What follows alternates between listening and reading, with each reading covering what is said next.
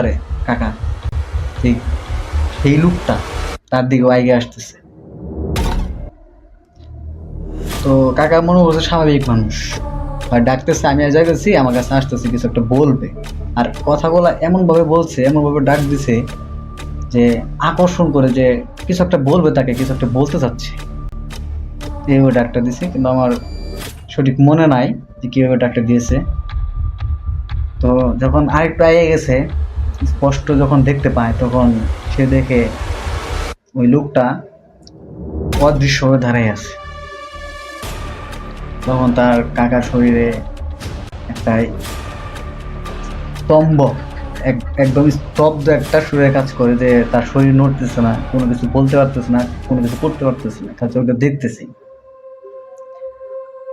এখন তার ভিতরে তখন একটা মনে হইতেছিল, সে এটা কোনো স্বাভাবিক মানুষ না,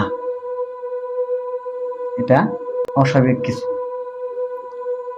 তো কিছুক্ষণের মধ্যে তার এমন একটা অবস্থা ছিল যে হয়তো আর কিছুক্ষণ থাকলে কোনো একটা দুর্ঘটনা ঘটতো। নালা না করুক, তখন কাকা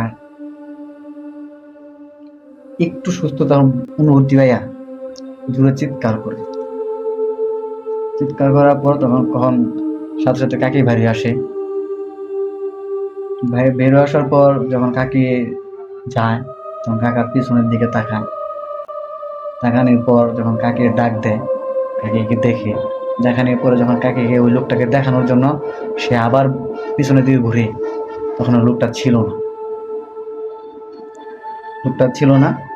তখন কাকি বলতেছে যে কি হয়েছে, কাকা কিছুই বলতে পারতেছে না, কিন্তু নিজের চোখে যে দেখছে সেটাও বলতে পারতেছে না।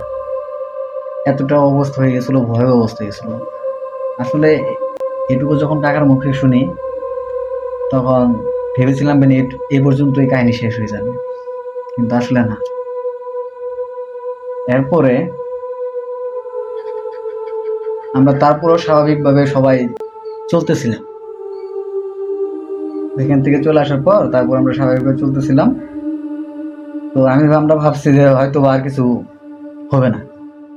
তো হঠাৎ একদিন, তার একদিন বা দুদিন পরে, প্রায় দুদিন পরে, এর মধ্যে বলতেছি যে ওই ঘটনা ঘটার পরে আমাদের এলাকায়, আমাদের ওই এলাকায় না, আমাদের যে আশেপাশে মানুষগুলো আছে